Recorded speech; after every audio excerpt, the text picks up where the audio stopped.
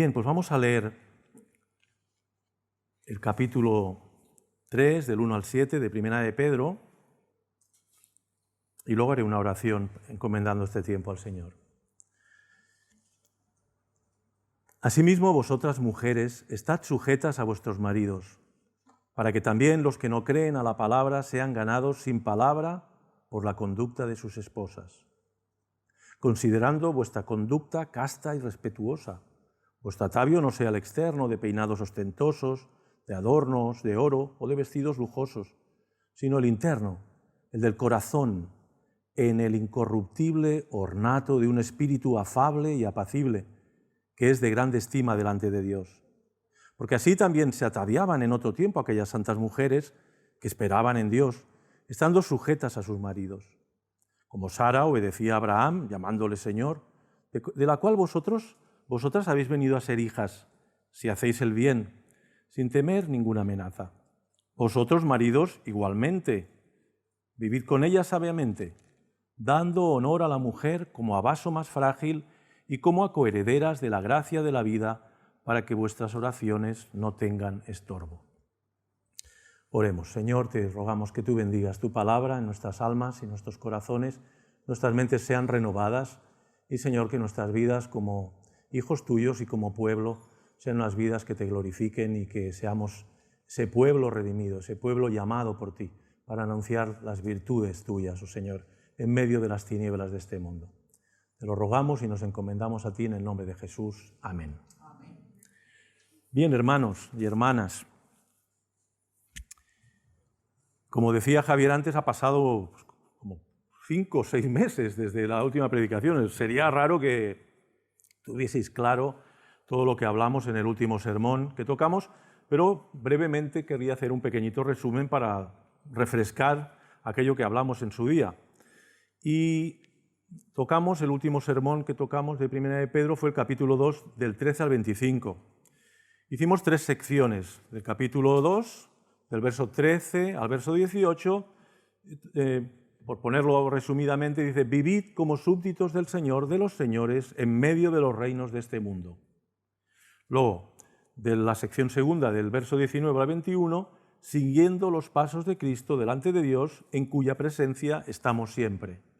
Y en la tercera sección, del verso 22 a 25, delante del sufrimiento, encomendando la causa a aquel que juzga justamente, el pastor y guardián de nuestras almas. Bien, y voy a entrar con una salva, con un buen pepinazo, por decirlo de alguna manera. ¿Quién fue, quién es y qué ha hecho el pastor y guardián de nuestras almas?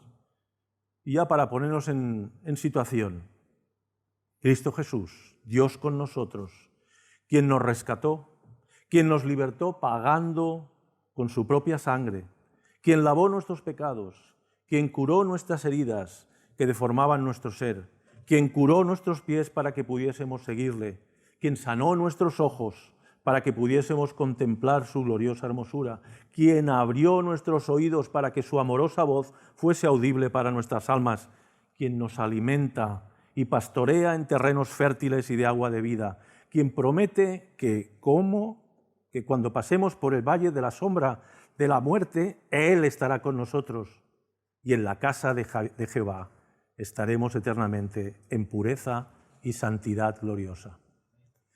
Así es como empiezo este sermón, porque realmente creo que debemos de refrescar todas estas grandes verdades de quién es Él para nosotros. Y cuando digo todo esto, quiere decir que todo lo que Él dice para nosotros tiene que tener la máxima grandeza, tiene que tener la máxima autoridad. Realmente este texto con el que empezamos hoy, de Primera de Pedro, capítulo 3 y versículo 1, si no tenemos claro todo esto y estamos a merced de la corriente de este mundo y de cómo funciona el mundo y aquello que escuchamos por los medios de difusión, ese mujeres, sujetaos a vuestros maridos, es como un chirriar de la pizarra cuando se rompe la tiza, que todo el mundo se esgarrifa. Pero no estamos hablando de este mundo, estamos hablando de que somos un pueblo redimido, como dice el apóstol Pedro. Hemos sido escogidos, Hemos sido llamados para anunciar las virtudes de aquel que nos ha redimido y que nos ha comprado para que seamos su esposa, su amada, reflejando el carácter de Dios aquí, ya, ahora y por toda la eternidad. Y eso nos tiene que poner en una situación diferente. Durante todos estos meses he estado meditando, leyendo, escuchando.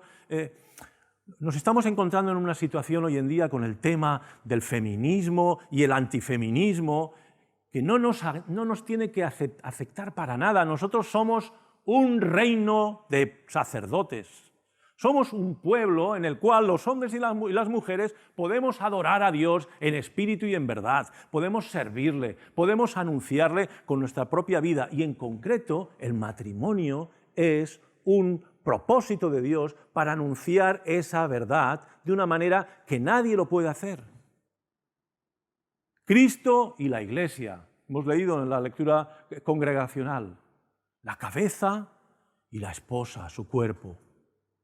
La comparación es sublime y a veces la pasamos por alto porque la corriente de este mundo nos tiene la cabeza, digamos, contaminada. Y de hecho, lees libros de antifeminismo cristiano que deberían de estar metidos en los cajones, que sí, tienen cosas buenas, pero están ahí, es como la contrarreforma del catolicismo. No podemos ser antifeministas, somos cristianos y vivimos por aquello que la palabra de Dios enseña. Vivimos por aquello que la palabra de Dios enseña. Y lo que dice la palabra de Dios en esta época, igual puede parecer que no sea revolucionario, pero claro que es revolucionario. Pero imaginaros lo que dice la palabra de Dios en relación al matrimonio en la época en que esta epístola se escribió. Era una revolución, era una conmoción de la que era la sociedad patriarcal, entre comillas. Y no digamos cuando llegas a según qué países y empiezas a predicar el Evangelio de Jesucristo en la relación entre hombre y mujer. Sigue siendo revolucionario. Pero esta palabra, esposas, sujetaos a vuestros maridos, en el contexto en el que estamos viviendo, es algo como que, ¿cómo? Esposas, sujetaos a vuestros maridos. ¿Cómo? ¿Yo me he de sujetar a mi marido? ¿Qué sentís, mujeres, cuando oís esto? En relación a todo lo que estamos escuchando constantemente a nuestro alrededor. Pero también sin tener aquella actitud amnésica de olvidar todo lo que ha hecho la sociedad con la mujer y lo que han hecho muchos maridos con la mujer, amparados en una tergiversación de esta verdad. Y nos encontramos una mujer maltratada, ninguneada, y en muchos casos asesinada. Y con mucha gente que mira en otra dirección. Pero la palabra de Dios, y en estos 7 versículos, en estos versículos del 1 al 7, está hablando de unos compromisos que van más allá de todo esto. El apóstol Pablo, en la lectura congregacional, nos habla de la unión entre Cristo y su esposa, esa unión inseparable, eterna. Y aquí nos habla de una unión, de ser un mismo ser, de ser una misma carne, en la cual cada parte de esa unión tiene una responsabilidad. La mujer para el hombre y el hombre para la mujer.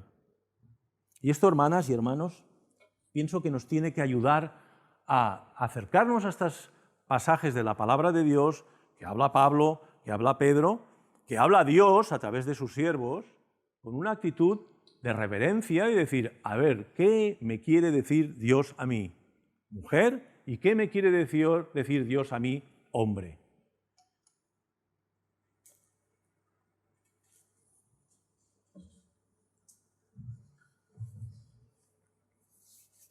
Porque fijaros que tanto Pablo como Pedro dicen lo mismo. Las casadas estén sujetas a sus propios maridos. Pero algo muy importante que hay que puntualizar. Las casadas estén sujetas a sus propios maridos. No las mujeres estén sujetas a los hombres, como en algunas culturas se ha hecho y se hace. Y llega un momento que la mujer pasa de la responsabilidad del padre al hermano, y en una sociedad machista, vamos a decirlo porque es así, la mujer está totalmente ninguneada por los hombres hasta el punto de que en según qué países no pueden conducir un coche. Y eso es que mi libro sagrado así lo enseña.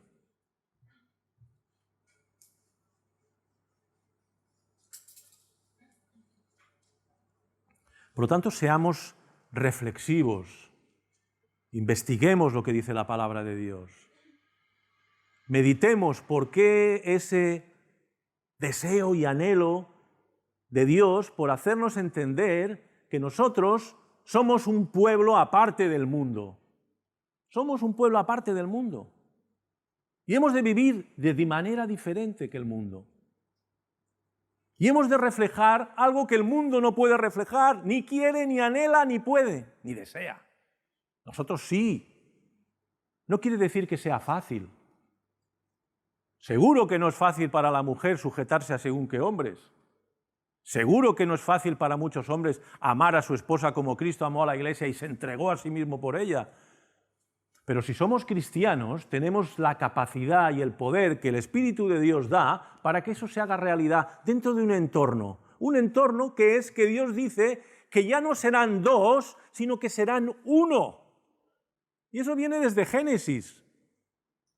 Y Pablo lo vuelve a repetir. No somos dos cuando nos casamos. Dejamos de ser dos para ser uno.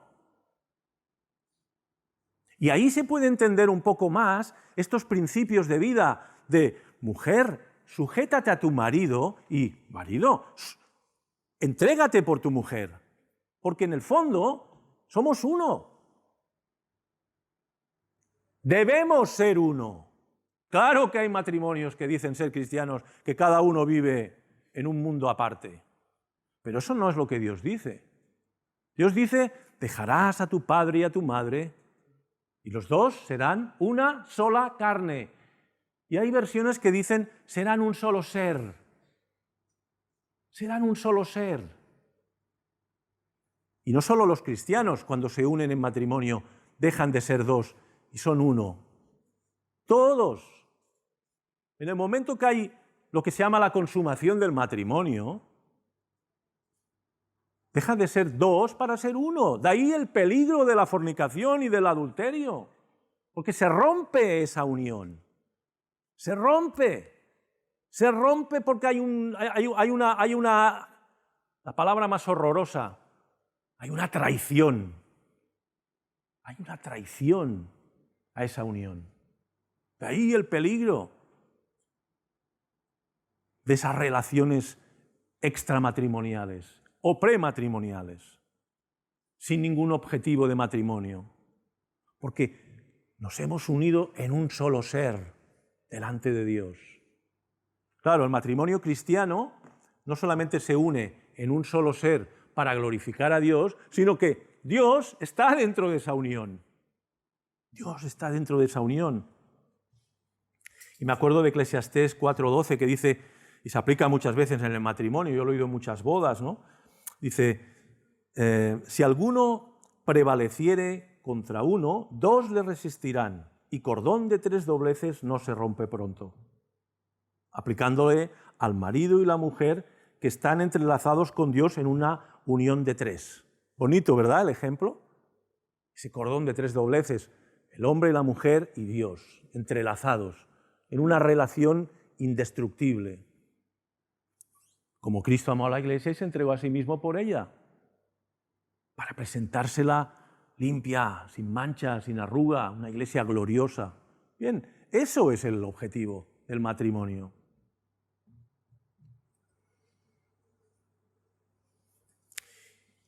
Y eso de ser tan glorioso, tan precioso, tan maravilloso y con un objetivo tan claro de anunciar verdades espirituales tan grandes, es un objetivo para alguien que tiene el anhelo y el deseo de destruir el matrimonio.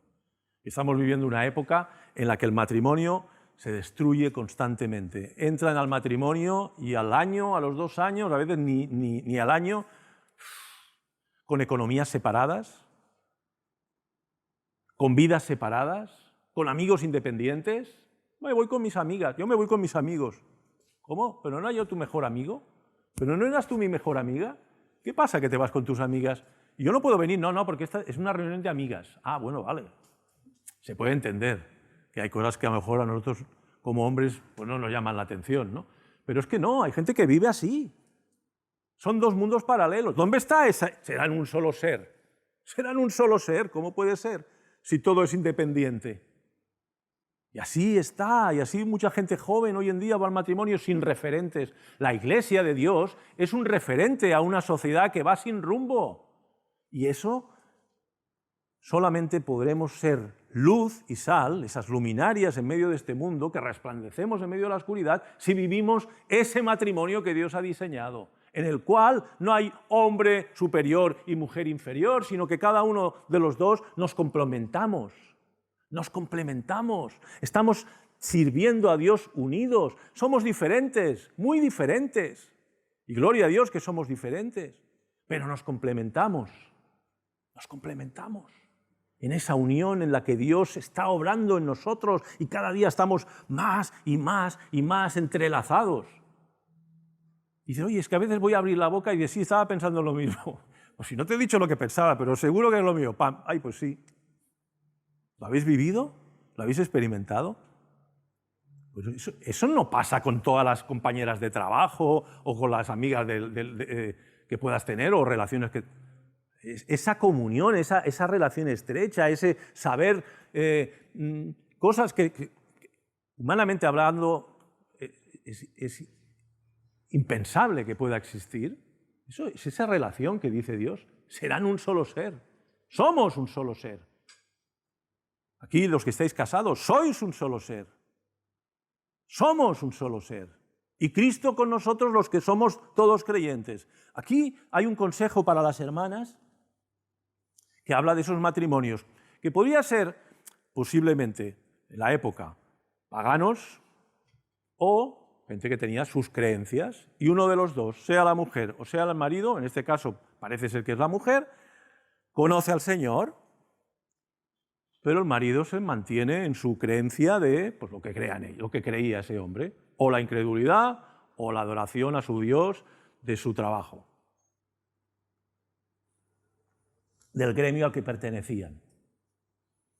¿Y qué le dice el apóstol? Asimismo, vosotras mujeres, estad sujetas a vuestros maridos, para que también los que no creen a la palabra, puede ser la palabra de su propia mujer, o puede ser que algún hermano o haya asistido a la iglesia alguna vez, acompañar a su mujer, a ver dónde se ha metido mi mujer. Algo normal, ¿no? Que un marido se preocupe, aun y que sea pagano, a ver, ¿dónde va mi mujer que no viene a mi creencia? Voy a examinar. Los que no creen a la palabra sean ganados sin palabra por la conducta de sus esposas. Esto es muy importante. Porque yo a lo largo de mi peregrinaje cristiano he conocido muchas hermanas que sus maridos no eran creyentes. Imagino que vosotros también. O algunas a lo mejor habéis experimentado en vuestra propia experiencia esa situación. Y muchas veces te dicen, no, yo es que no puedo servir al Señor como querría porque mi marido no es creyente. Pues aquí hay una prioridad. Hay una prioridad. Hay una prioridad en la cual tu prioridad, hermana, es tu marido. Y no que le estés todo el día taladrando, que le estés ahí explicando lo que a lo mejor ya ha oído en la iglesia o lo has dicho ya unas cuantas veces, normal. Todo recién convertido explica lo que le ha sucedido a todas las personas que ama. O sea, y en ese sentido los paganos también se aman. Por lo tanto, seguramente esa mujer habría hablado hasta la saciedad, como todos. Y le dice el apóstol: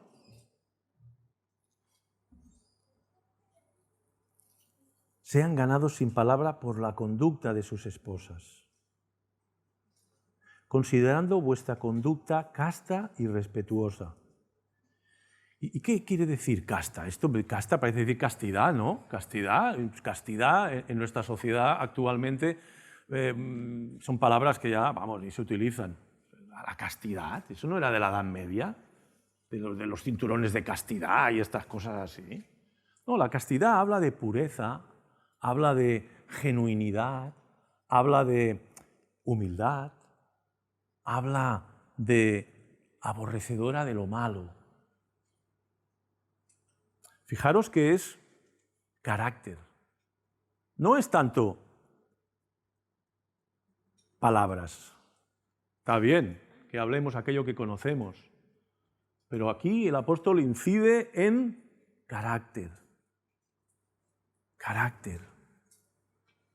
Considerando estos hombres su conducta casta y respetuosa.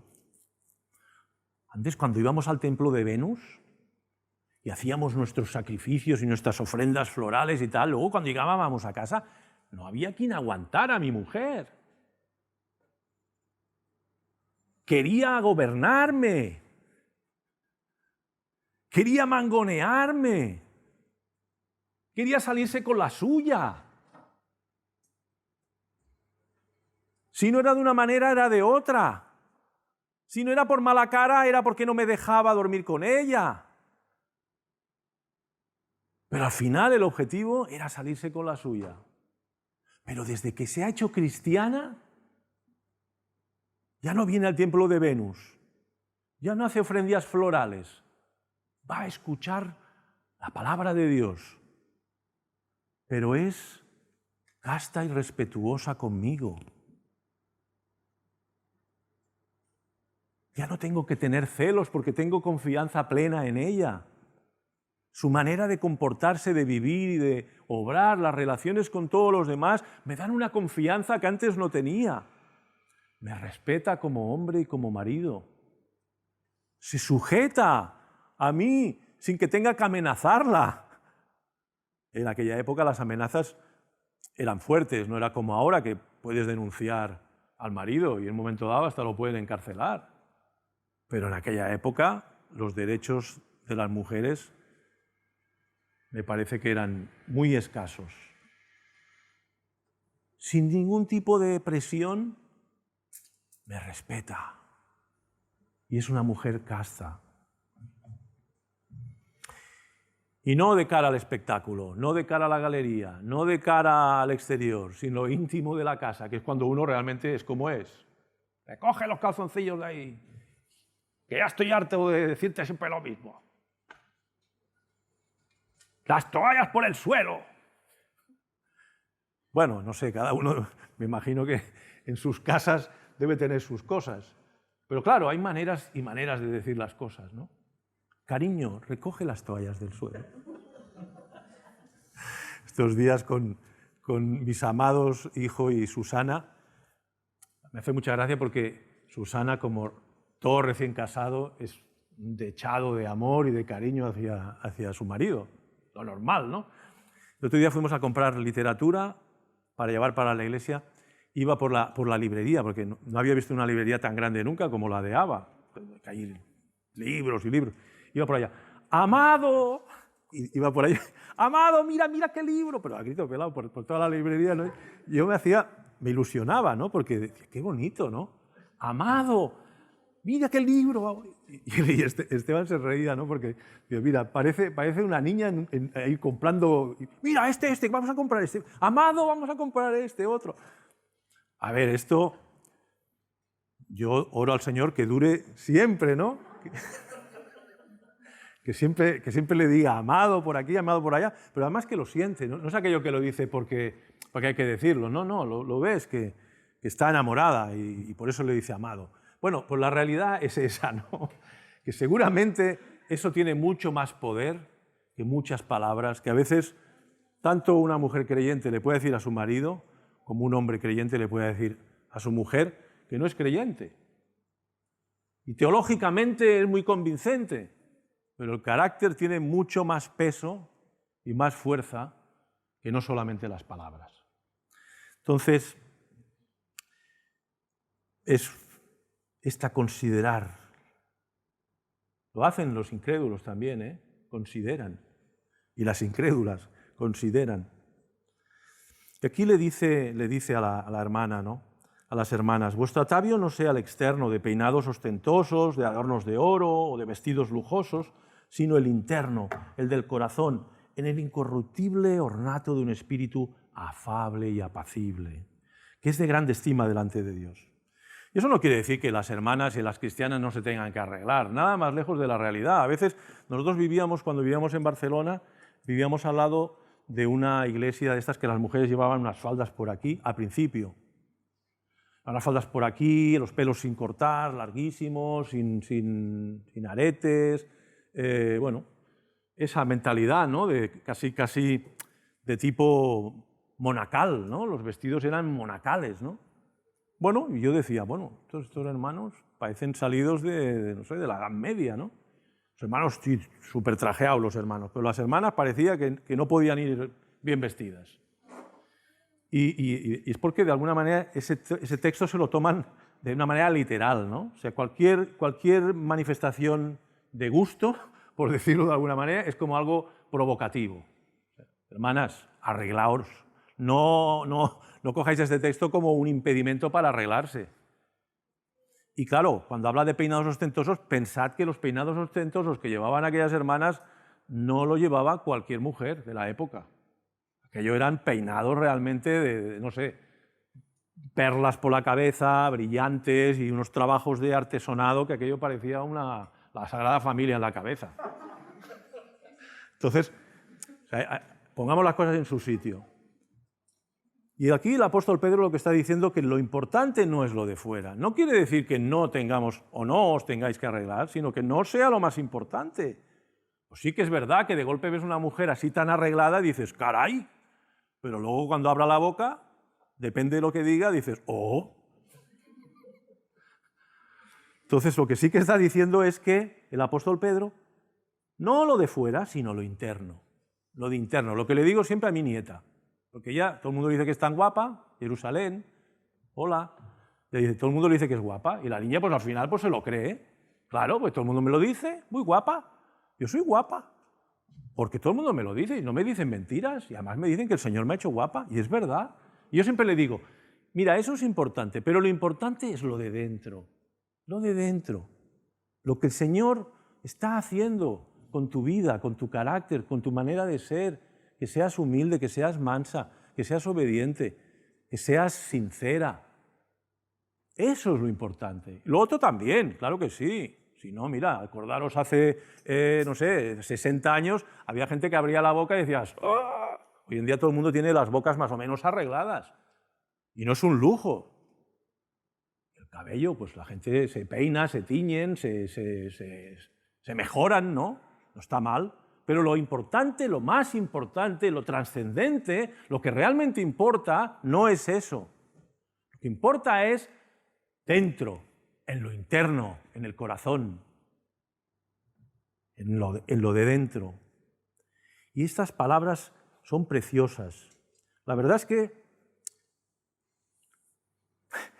me emociono.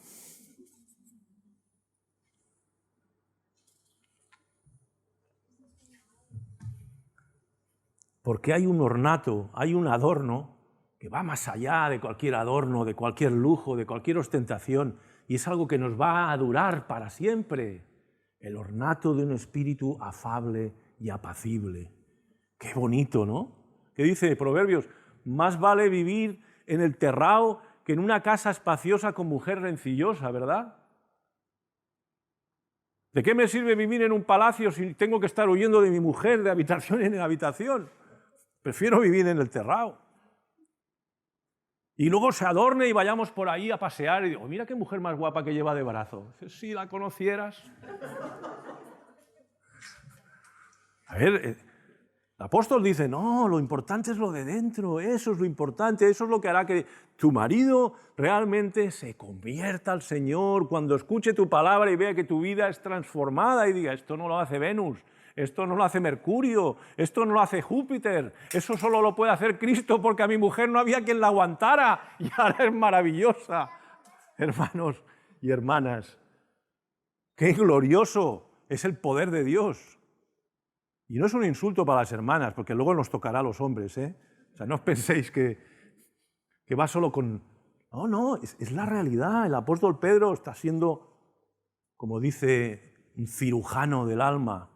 Está llegando a lo profundo del corazón, en el interno, en el corazón, en el incorruptible ornato de un espíritu afable y apacible que es de grande estima delante de Dios. Es de grande estima delante de Dios. Es de grande estima delante de Dios. Ser afable y apacible.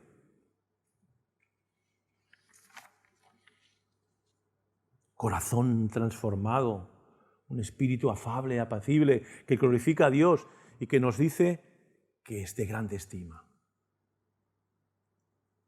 Y además es incorruptible. Es como la herencia que Dios nos ha dado. Es incorruptible, es inmarcesible, no se deteriora.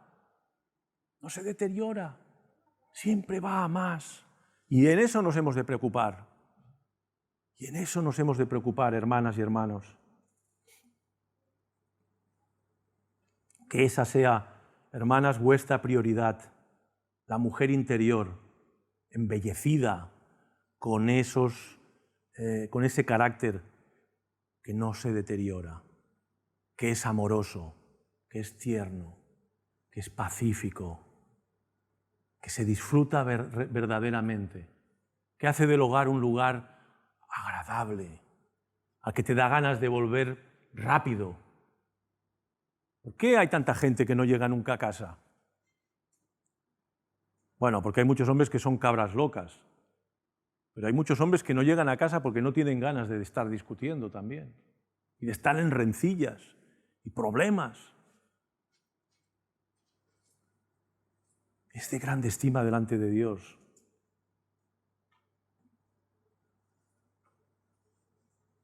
Verso 5. Porque así también se ataviaban en otros tiempos aquellas santas mujeres que esperaban en Dios, estando sujetas a sus maridos. Como Sara obedecía a Abraham, llamándole Señor. Susana no le dice Señor a Esteban, dice amado, amado, mira qué libro más bonito. Vamos a comprar 5 para la iglesia. Esteban, no, compramos 2, que tenemos que comprar muchas otras cosas. Pero esa actitud de llamar Señor a Abraham era algo de la época, pero manifestaba una actitud. Hoy en día que Cristina le dijese a Juan Señor, pues diría, es raro, ¿no? Pero qué bonito, ¿no? Hola, mi Señor, ¿has descansado bien? Mi Señor, ¿qué tal te fue el trabajo?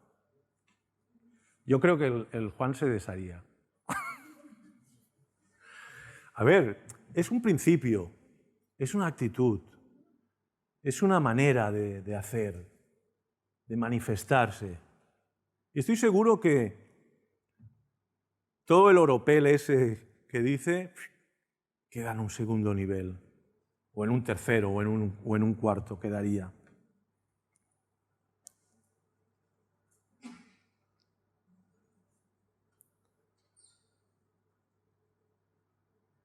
Fundidos en una sola carne. Y vuelvo a hacer énfasis. Y os voy a leer de Efesios 5, 22, 23 y 24. Las casadas estén sujetas a sus propios maridos como al Señor, no a los otros hombres, ¿eh? Los otros hombres pueden ser compañeros de trabajo, pueden ser amigos, pueden ser hasta familiares. A su marido. Esa actitud es hacia el marido. Y solo a él. Y solo a él. Y es voluntario. no es forzado. Es voluntario porque amo a Dios, que me dice que esa debe ser mi actitud, y amo a mi marido, que es parte de mí, y me sujeto a él.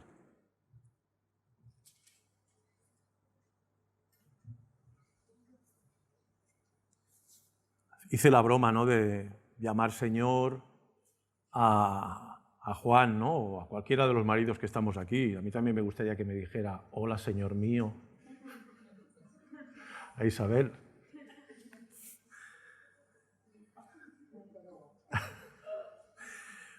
Bien. Pero aquí la palabra nos dice que tenéis que tener esa actitud hacia vuestros maridos. Tenéis que tener esa actitud hacia vuestros maridos. Y os irá bien. Os irá bien. Obedecer a Dios siempre nos lleva a bien. A vosotras y a nosotros. Porque el marido es cabeza de la mujer, así como Cristo es cabeza de la Iglesia, la cual es su cuerpo y Él es su Salvador. Así que, como la Iglesia está sujeta a Cristo, así también las casadas lo estén a sus maridos en todo ya, para acabarlo de arreglar, en todo.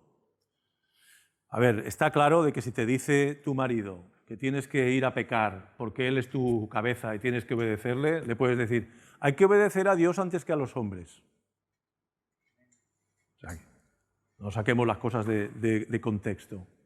Pero está claro de que en esa relación de ser una sola carne, de haber dejado de ser dos para ser uno, hay un orden. Y eso es un orden que lo ha puesto Dios, no la sociedad ni el machismo. Machismo sí que es verdad que ha tergiversado la palabra de Dios y ha cogido lo que le ha interesado. Ha cogido lo que le ha interesado. No olvidemos que en los primeros siglos de cristianismo habían diaconisas en la Iglesia y las diaconisas desaparecieron de la Iglesia a partir de unos siglos de cristianismo en los que la Iglesia Católica Romana saca a las mujeres del servicio a Dios en la Iglesia. Y eso no viene del cristianismo, viene del paganismo, porque en la sociedad pagana habían monjas, claro que habían monjas, las sacerdotisas, pero era un culto independiente del de los sacerdotes. Y en ese sentido, el paganismo se infiltra dentro del catolicismo romano cuando Constantino hace religión oficial del imperio cristianismo. Y ahí el machismo, es como con la puerta abierta, entra ahí como un río desbocado. Y eso hay que saberlo diferenciar y saberlo separar.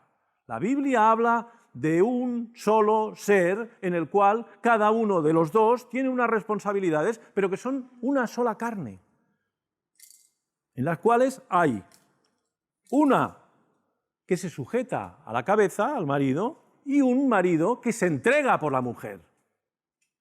Y los dos tienen que ir a una. Y eso lo tenemos que tener muy en claro.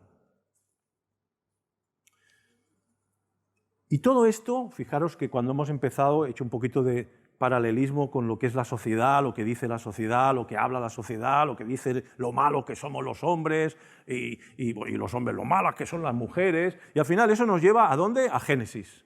¿Y qué nos dice Génesis? Que a partir de la caída la culpable es la mujer. El hombre, la culpable es la mujer. La mujer, la culpable es la serpiente. Y Dios da solución. Un descendiente de la mujer aplastará la cabeza de la serpiente y será herido en el calcañar. ¿Con qué objetivo? Reconciliar al hombre con Dios. Reconciliar al hombre con su mujer y reconciliar a la mujer con su hombre. Y los dos juntos adorar y servir a Dios como ninguna otra criatura lo puede hacer. ¿Qué quiere decir? ¿Que los solteros no pueden servir a Dios y las solteras sí? Claro que sí. Pero aquellos que les ha sido dado, sí lo harán. Pero aquellos que necesitan el matrimonio como punto de realización, como ayuda mutua, como satisfacción para sus necesidades sexuales, tienen un objetivo claro, concreto, ser una sola carne. No pueden haber relaciones sexuales fuera del matrimonio. ¿Por qué? Porque no hay una sola carne, es un ratito y ahí, si te he visto, no me acuerdo. Y si eso se lleva al matrimonio, que al final lo único que se comparte es el lecho, no es el matrimonio que Dios ha diseñado. Por lo tanto, la Iglesia tenemos esa responsabilidad.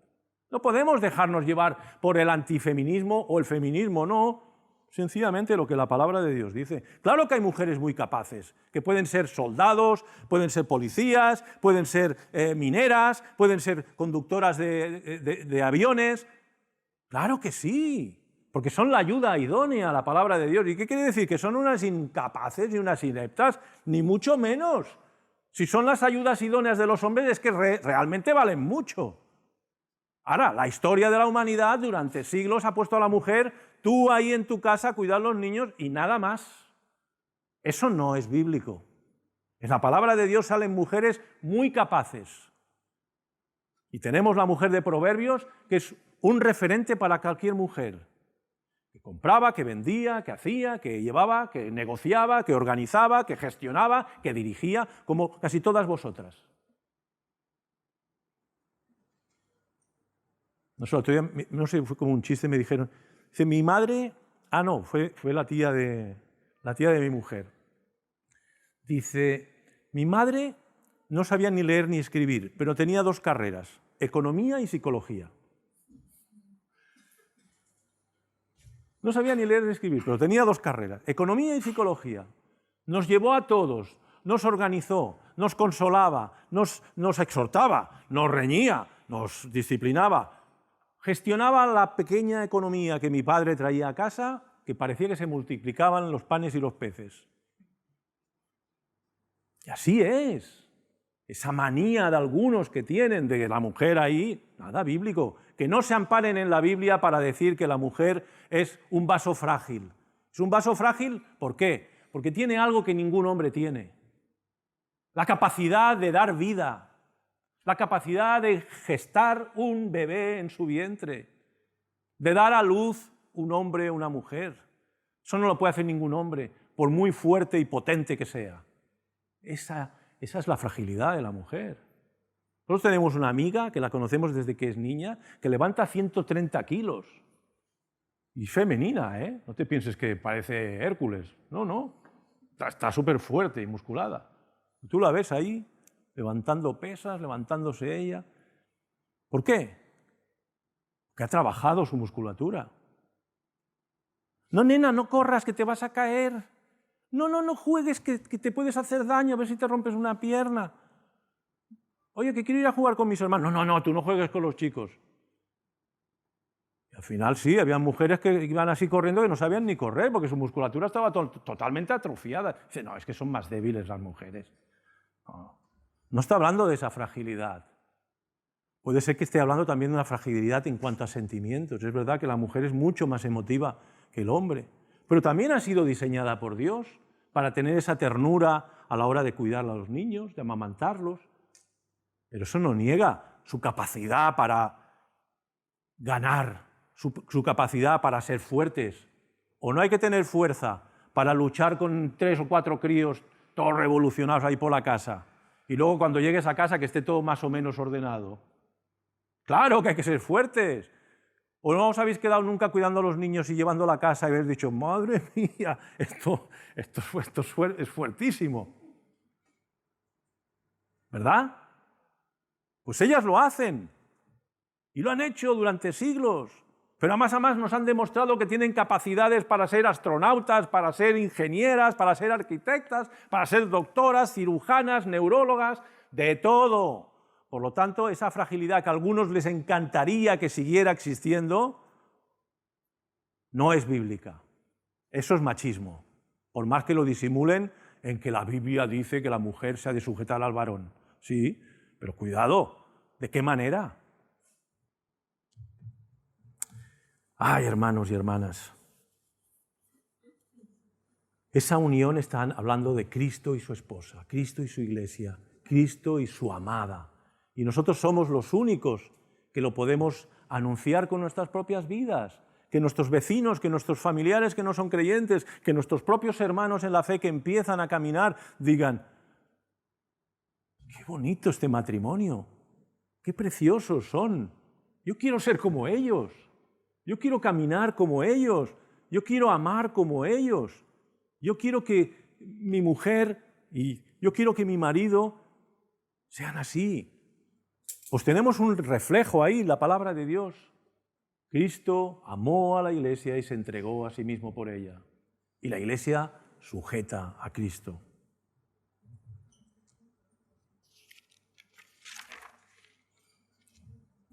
Ahora nos toca a nosotros.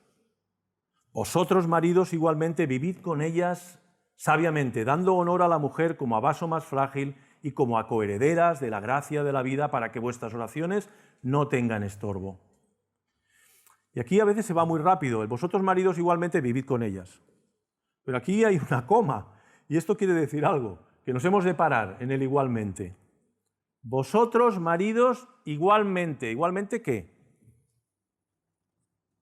Igualmente, de la misma manera que las mujeres se han de vestir, no, porque, a ver, fijaros, ¿no?, que los maridos podemos ir con relojes de Rolex de 6.000 euros, corbatas de seda, trajes de 3.000 euros, zapatos de 400 euros, pero las mujeres no. Lo que está diciendo es, vosotros, maridos, igualmente, vestíos de lo interno. Vestíos de lo interno. Vestíos de lo interno. Vestíos de ese espíritu amable, afable y apacible. Parece que es difícil, ¿no?, para los hombres ser afables y apacibles. En una sociedad que te dice, tú fuerte, tú imponte, tú no te dejes pisar, tú, ¿sí o no? Eso es lo que nos dice la sociedad desde niños, ¿eh? Y lo hemos vivido con nuestros abuelos, nuestros padres, hemos visto, ahí el que más grite es el que más autoridad tiene.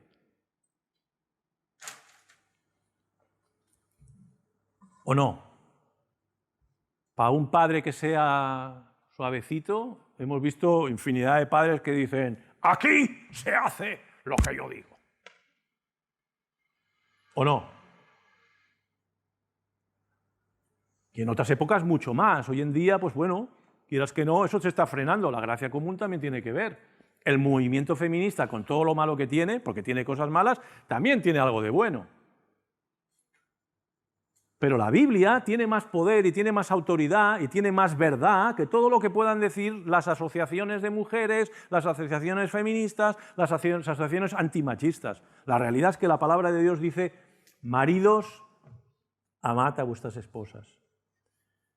Maridos, amad a vuestras esposas. Igualmente, vestíos de ese espíritu afable y apacible. Entregaos a vuestras mujeres. Entreguémonos a nuestras mujeres. Es lo que el apóstol dice. Pablo y Pedro, y lo vemos por toda la Escritura. Vemos esa entrega. Vemos ese anhelo. Vemos ese deseo de que reflejemos el carácter de Cristo de esa manera, como Él se entregó por nosotros, como Él se entregó por su Iglesia.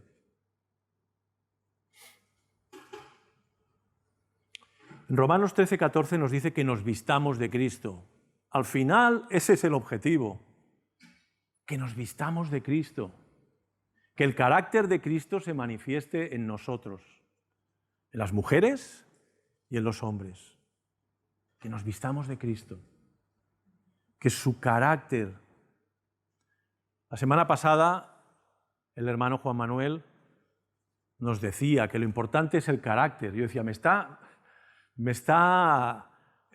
diciendo muchas de las cosas que yo tenía ya preparadas para decir, pero bueno, eso es que el Señor quiere que algo quede claro, ¿no? Cuando el Señor repite, y además personas con las que ni habías hablado, ni sabía él que yo iba a predicar sobre Primera de Pedro, ni yo sabía que él iba a predicar de Romanos, es importante, ¿no? Vistámonos de Cristo.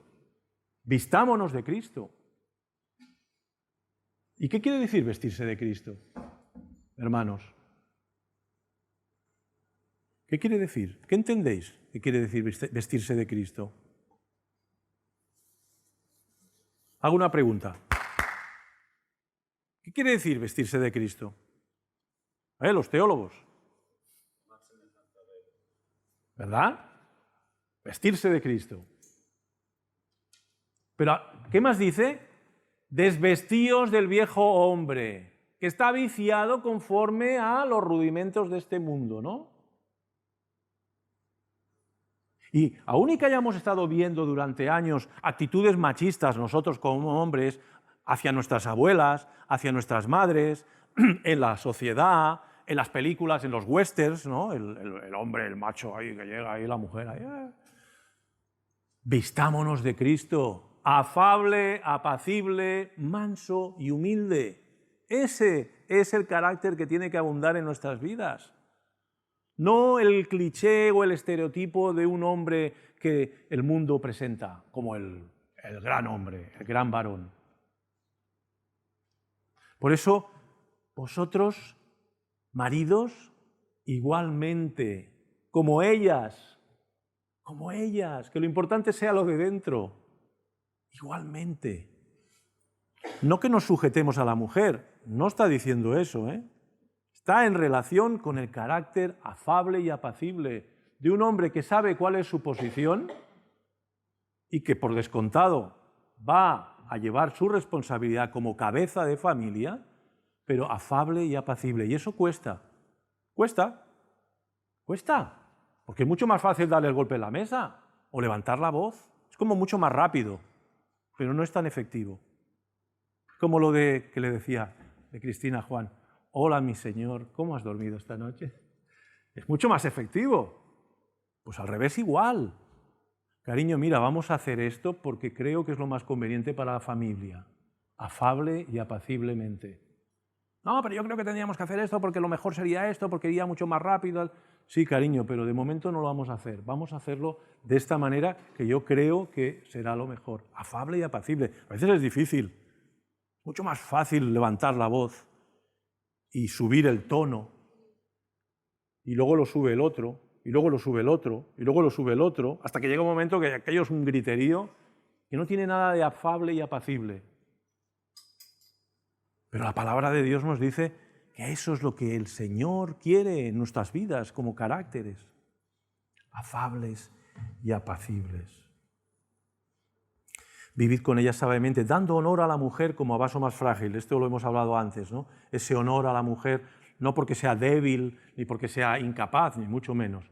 Esa fragilidad de la que estábamos hablando, esa sensibilidad que la mujer tiene, esa capacidad para crear vida que la mujer tiene, esa época del mes en la que la mujer está más frágil, como son las ovulaciones, y que cuando llevamos ya años casados con nuestra mujer, sabemos distinguir qué ovario es el que está trabajando, si es el derecho o el izquierdo. ¿Sí o no? Los que llevamos años ya casados. Le ha tocado el derecho. ¿Por qué? Porque ahí se está gestando toda una maquinaria para poder tener hijos, que eso no deja a cualquiera así como que no pasa nada, ¿sabes? Como si te hubieras tomado una aspirina y ya está. Entonces, todo eso nosotros tenemos que llevarlo sabiamente, y saber en un momento dado decir, ahora no es el momento de discutir, porque en este momento las cosas están que hierven. Y eso los que sois jóvenes en el matrimonio, pues llegaréis a discernir estas cosas también, pero que son importantes. Y esa sabiduría que viene de lo alto nos tiene que llevar a veces a callar y en ese sentido esperar hasta un mejor momento. Por lo tanto, hermanos, todo lo que he dicho a las mujeres, para nosotros también, ¿eh? Para nosotros también. Colosenses 3:12 nos habla que nos vistamos de entrañable misericordia, de benignidad, de mansedumbre, de humildad, de bondad. ¿Cómo era nuestro Señor? ¿Verdad? Misericordioso, benigno, manso, humilde. Nos dice en Mateo 11:29, nuestro hermano Juan Manuel la semana pasada lo recalcó en varias ocasiones. Llevad mi yugo sobre vosotros. Llevar el yugo. sabéis, ¿no? Lo que es, lo hemos dicho muchas veces. O sea, cuando dos animales iban unidos por un yugo, se rozaban. Había un contacto muy estrecho. El sudor del uno empapaba al sudor del otro. Una relación muy íntima, de trabajo. Pero el Señor dice, llevad mi yugo sobre vosotros y aprended de mí, que soy manso y humilde de corazón, y hallaréis descanso para vuestras almas. En el matrimonio, ese yugo que debemos de llevar con el Señor hará descanso a nuestras almas, dará descanso a nuestras almas. ¿Cuántas discusiones podríamos evitar? ¿Cuántos enfados podríamos evitar? ¿Cuántas riñas podríamos evitar? Si el espíritu del carácter de nuestro Rey y Salvador Jesucristo estuviese empapando nuestra vida como el sudor de esos dos animales que están juntos trabajando. ¿Cuántas veces no podríamos solucionar muchos de los problemas que tenemos todos los matrimonios si ese carácter manso, humilde, afable y apacible fuese algo vivo en nosotros? ¿Verdad? Tomad nota los que aún sois solteros y solteras. Tomad nota, porque la madurez para el matrimonio no es tanto tener un buen sueldo, no es tener una edad, sino que todos estos principios estén ya en nuestra vida, antes de llegar al matrimonio, para que nos evitemos muchos problemas.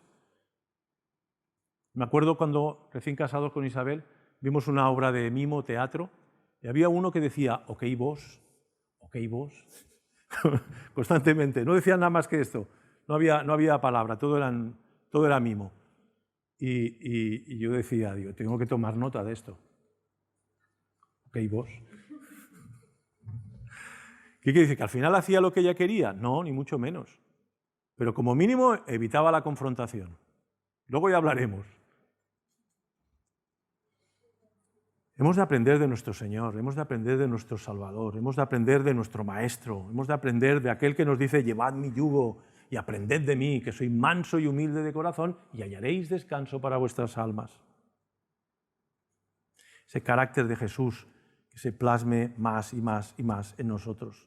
En Génesis 3:21 encontramos a Jehová Dios, que hizo al hombre túnicas para él y para su mujer. Dice que los vistió. Y hubo un sacrificio para vestir a Adán y a Eva. Bien, pues el sacrificio ya se ha realizado. Cristo ha sido sacrificado por nosotros. Vistámonos de Él. Vistámonos de Él. Esa es la obra santificadora del creyente. Vestirnos de Cristo. ¿Y qué santo es este hermano que va a todos los cultos, que va a todas las reuniones, que hace esto, que hace lo otro, que hace lo de más allá, hace lo de más aquí? No para, no le ve, su familia no le ve nunca. Y a la mujer al revés, ¿no? No lo ve nunca al marido porque siempre está involucrada en esto y en aquello y en lo de más allá y reparte tratados y esto y tal, pero su carácter no es ni afable, ni apacible, ni manso, ni humilde. ¿Y eso? ¿De qué sirve todo eso? No sirve de nada. Vestíos de Cristo, dice en Romanos. Vestíos de Cristo, vestíos de Cristo. Eso sí que es válido, eso sí que transforma vidas, eso sí que convence a los maridos no creyentes, eso sí que convence a las mujeres no creyentes. Un marido afable y apacible, manso y humilde, que sabe ocupar su lugar, pero que al mismo tiempo cada día se parece más a Cristo. Y eso es lo que convence a un marido, una mujer que cada vez se parece más a Cristo.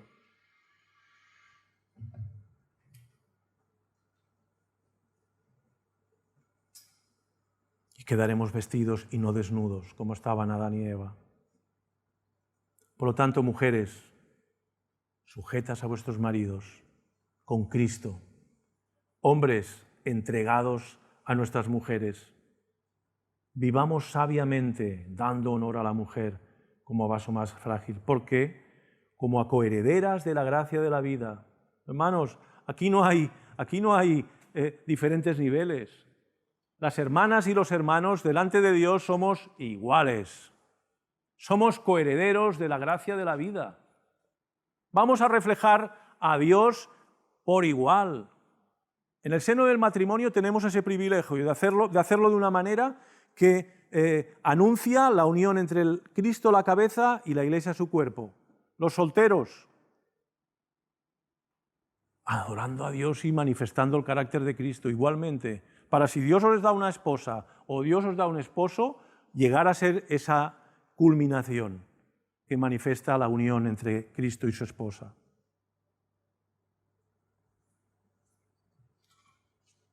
Maridos, amad a vuestras esposas, así como Cristo amó a la Iglesia y se entregó a sí mismo por ella para santificarla, o viéndola purificado en el lavamiento del agua por la palabra. En Colosenses, vuelvo a repetido, maridos, amad a vuestras mujeres y no seáis ásperos con ellas. Mi mujer me lo decía mucho, ahora cada vez me lo dice menos, gracias a Dios. Soy menos áspero. Lo que decimos, el mundo nos influencia.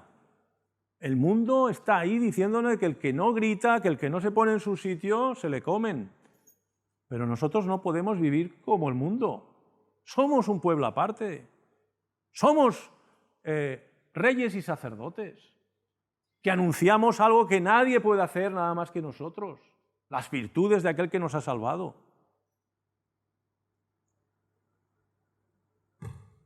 ¿Y de qué servirá que vayamos a, como hacían los fariseos, recorréis cielo y tierra haciendo un prosélito y lo hacéis más dignos del infierno que vosotros? ¿De qué servirá si al final nuestras vidas no han sido transformadas en nada?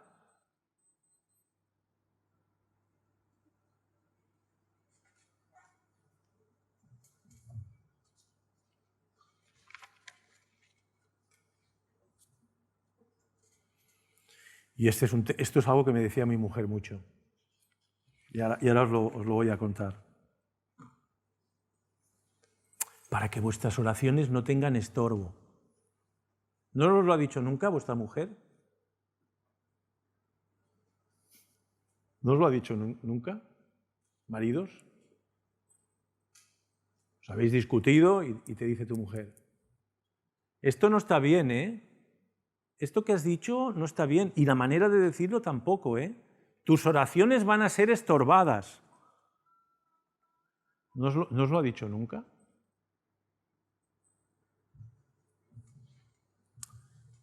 Es importante esta declaración que dice aquí el apóstol. Vivid con ella sabiamente, dando honor a la mujer como a vaso más frágil, como a coherederas de la gracia de la vida, para que vuestras oraciones no tengan estorbo. De este trocito se acuerdan mucho, pero el de sujetaos a vuestros maridos, a lo mejor no tanto. Pero este sí, Tus oraciones serán estorbadas, ¿eh?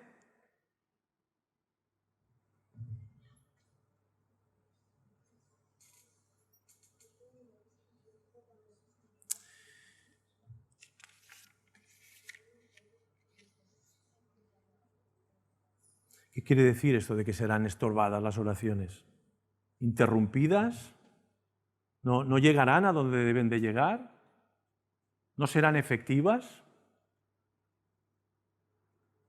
Están estorbadas. Porque al final la desobediencia a los principios que Dios pone en la vida de su pueblo es pecado. Desobedecer lo que Dios dice que es un principio de vida dentro del matrimonio es pecado. Cuando el marido no trata a la mujer como a vaso frágil, la honra, la cuida, la trata con amor, la trata con esa actitud afable y apacible, que la palabra de Dios nos enseña, como Cristo amó a la Iglesia, que eso lo decimos mucho, Sí, sobre todo los que creemos en la elección, ¿no? Maridos, amad a vuestras esposas, no a todas las mujeres, sino a vuestras esposas, como Cristo amó a la Iglesia y se entregó a sí mismo por ella. Y es así. Cristo no murió por todo el mundo, sino murió por su esposa, por su Iglesia. Se entregó por ella para redimirla, pagó en la cruz por ella, la lavó con su preciosa sangre. Y ahora, y a lo largo de los siglos, Él va incorporando a todos aquellos que por la gracia y por medio de la fe creen en Él. Pues aquí igual nos dice, Si tú no amas así a tu esposa, tus oraciones van a ser estorbadas. Tú no puedes ser un machista duro, como decíamos, áspero con tu mujer y pensar que luego vas a estar hablando con Dios y Dios te va a estar ahí escuchando como si todo fuese bien. ¿No? No va bien. No va bien. No puede ir bien de ninguna de las maneras. ¿Qué cabeza es esa que tiene que reflejar el carácter de Cristo? De ninguna manera.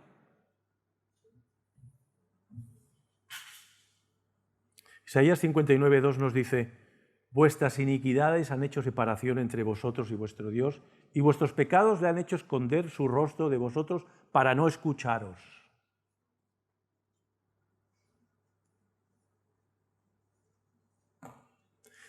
Este es un texto de doble circulación, ¿eh?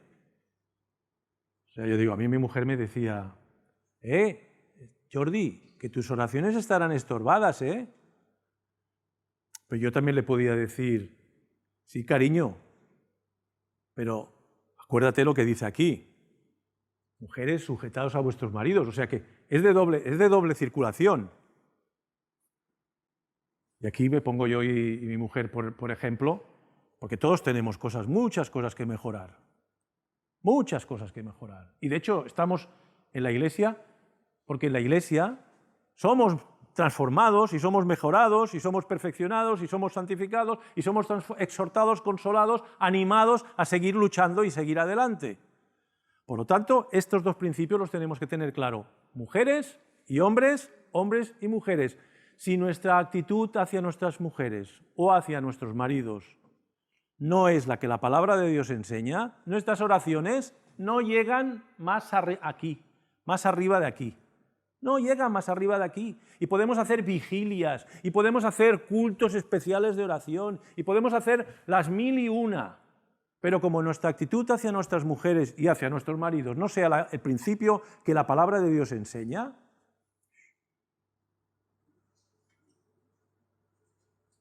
¿sí o no?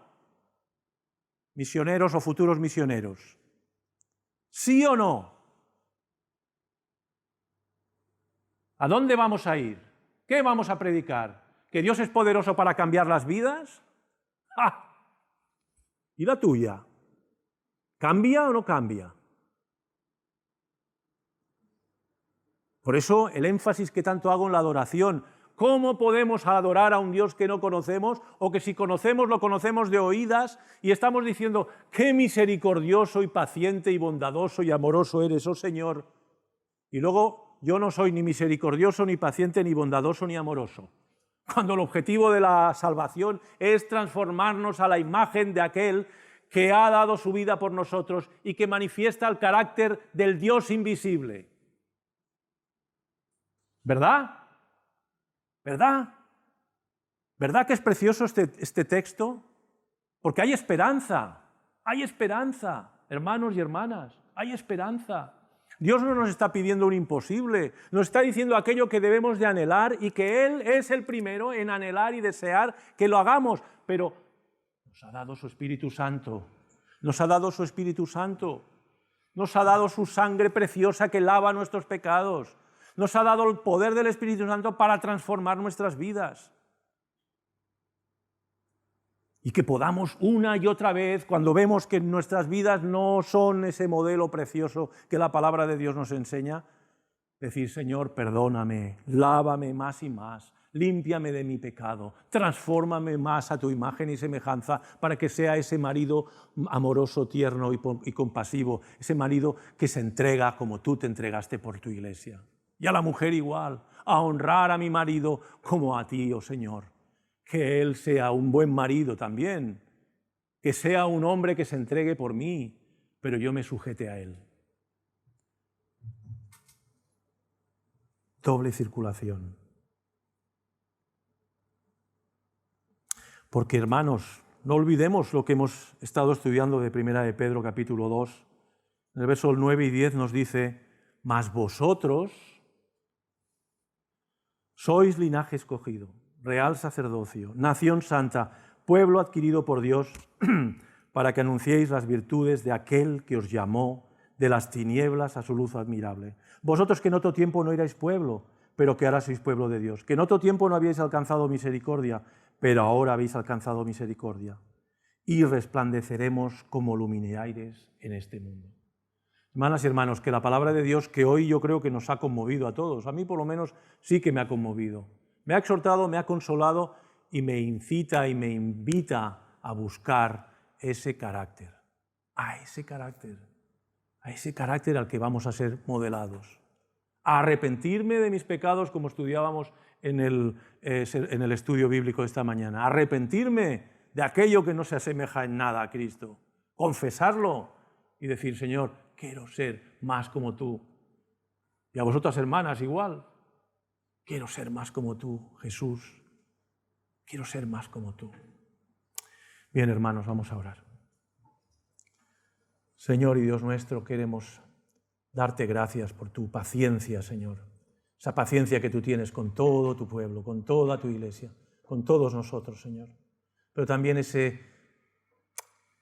dedicación que tú tienes a llamarnos al arrepentimiento y a llamarnos, Señor, a buscar tu rostro, a buscarte a ti, Señor, sabiendo que en el trono de la gracia tenemos todo aquello que nuestras almas necesitan. Anhelamos y deseamos ser cada día más parecidos a ti, oh Rey Jesús.